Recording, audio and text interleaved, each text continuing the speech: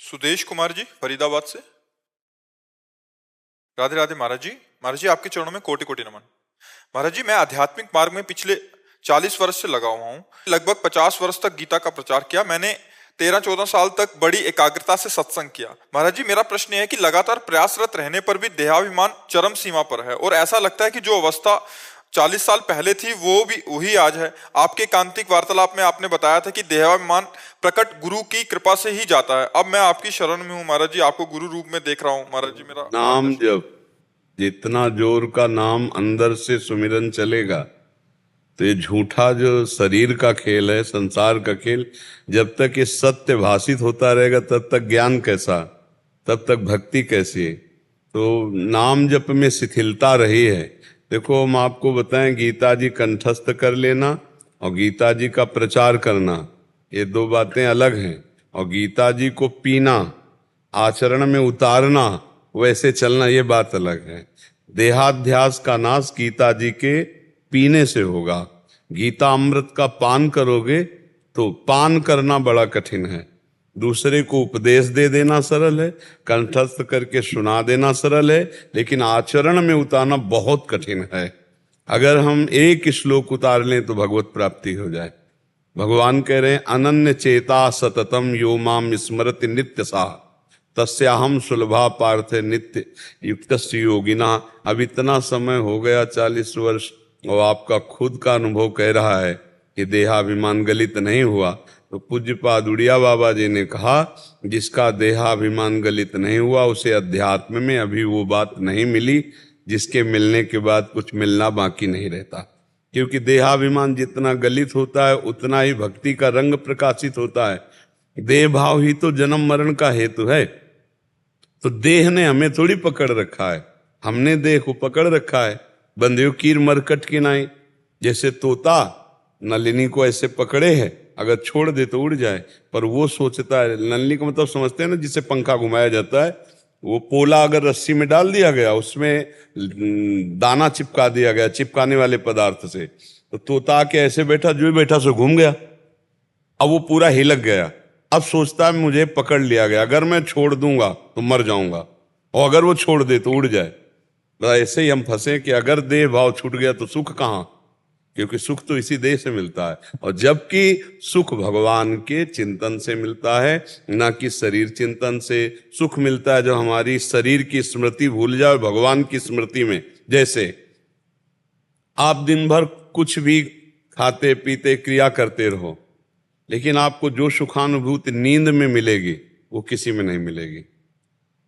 अगर नींद ना आवे तो सब कुछ खान पान होते हुए भी आप विक्षिप्त हो जाओगे।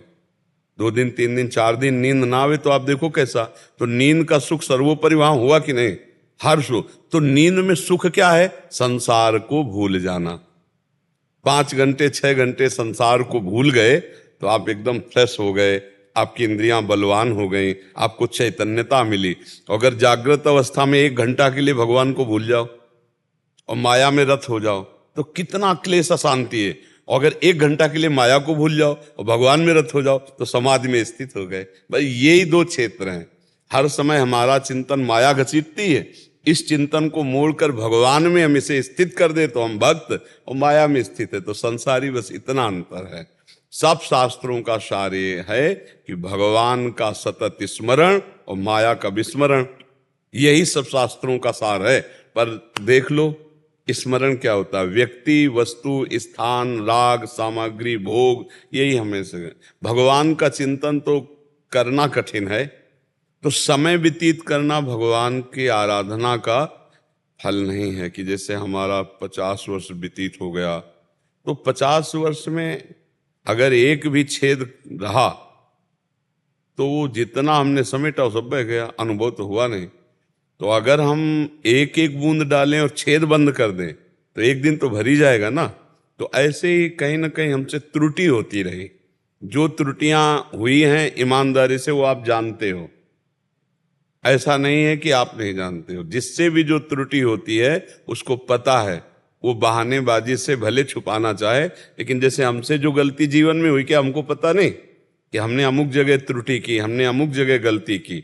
ऐसे सबको पता है। अगर उन जानी हुई गलतियों को हम रोक दें तो अभी हमारे आनंद का सिंधु उमड़ने लगे।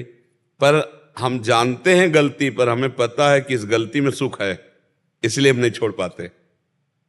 चाहे व्यसन हो, चाहे व्यभिचार हो, चाहे कोई गंदी बात हो, चाहे कोई गंदा चिंतन हो, तो ये संसार में जो हमारा चिंतन जा रहा है उसका एक मूल कारण सुख, सुख मिलेगा, बस एक कारण है। आप देख लीजिए, अगर ये आंतरिक बातें ठीक कर ली जाएं तो पूरी गीता जी को आप पढ़ करके देखिए, कहीं भी कुछ मांग नहीं है, कहीं कोई मांग नहीं है। एक मांग भगवान की है केवल। वो ये नहीं कह रहे कि मेरे लिए मंदिर बनवाओ, मेरे लिए आप ऐसा करो, मेरे लिए ऐसा करो। गीता में भगवान कह रहे मय्येव मन आधत्स्व मयि बुद्धिम निवेश। भगवान की मांग है कि मेरे में मन बुद्धि लगा दो, मेरे में ही निवास करोगे। मन मना भो मद भक्तो माद्यादि मामनो। भगवान घुमा घुमा करके बहुत जगह वर्णन किया, कह रहे कि सर्वधर्मान परित्यज्य मामेकम शरणम। कह रहे दैवी है सा गुणमयी मम माया दुरत्या मामेव ये प्रपद्यन्ते माया मेता। कहीं भी एक पैसे वाली बात भगवान ने नहीं की है। भगवान की प्राप्ति में पैसे की जरूरत नहीं है, अध्यात्म की प्राप्ति में पैसे की जरूरत नहीं है, अध्यात्म सुख जिसको प्राप्त है उसे पैसे की जरूरत नहीं है, सांसारिक भोगों की जरूरत नहीं। हम कहीं उल्टा हो गए हैं। हम सुख का हेतु रुपया समझ रहे हैं, सुख का हेतु यश कीर्ति समझ रहे हैं, सुख का हेतु हम कहीं भोग समझ रहे हैं, और बात हम गीता जी की कर रहे हैं। तो गीता जी का जो भाव है वो हमारे अंदर नहीं आ पाएगा। एक श्लोक परम पद प्राप्त करा देगा गीता जी का, एक श्लोक आपको भगवत प्राप्ति करा देगा। गीता जी का कोई एक श्लोक जीवन में आदर्श बना लो कि हमने तो ये श्लोक पकड़ा है। जैसे जब हम बाल्यावस्था से चले तो समस्याएं होती है ना संसार में। अब जैसे गंगा किनारे घूम रहे, कब भोजन मिला ना मिला, संसार का तो बड़ा विचित्र स्वरूप। तो ये 2 श्लोक हमने जीवन में रखे। मात्रा स्पर्शास्तु कौन्तेय शीतोष्ण सुख दुखदा आगमा पायनो अनित्यास तास्तितिक्षस्व भारत यम ही न व्यथ्यन्ते ते पुरुषम पुरुषर्षभ सुख दुख समान भाव से।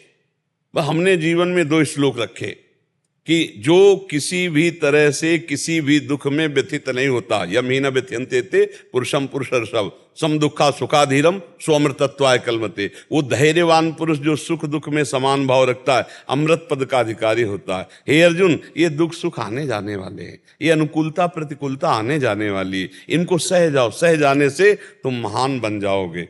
2 जहां कष्ट पड़ता, जहां विपरीतता आती, 2 श्लोक वो आगे बढ़। जहां हमें कष्ट होता था हम गुनगुनाने लगते। मात्रा स्पर्शास्तु कौन्ते शीतोष्ण सुख दुखदा आगमा पायनो अनित्यास्तास्तितिक्षस्व भारत। इनको सहजा अर्जुन, सहजा।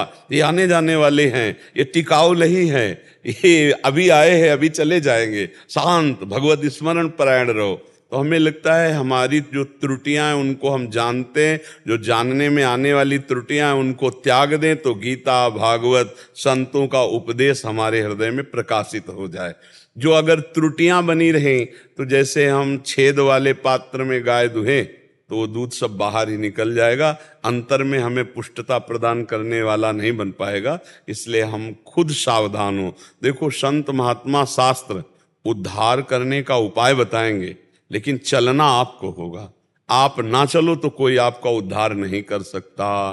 तो अब तक जो गलती हुई उनको देख लो आप, और उनको हटा के एक शब्द में आप आ जाओ, निरंतर नाम जप। क्योंकि अब अवस्था भी वृद्धा, निरंतर नाम जप। तो आखिरी श्वास जो भी होगी उसमें नाम चल रहा है तो भगवत प्राप्ति पक्की। जैसे हमारा अभी बोला राधा हमारे प्राण निकल गए तो हमें भगवत प्राप्ति पक्की। ये पक्का समझ लो। आखिरी श्वास जब हमारी भी होगी, अगर हम निरंतर अभ्यास कर रहे हैं नाम का, तो नाम चल रहा होगा तो हमें भगवत प्राप्ति हो जाएगी।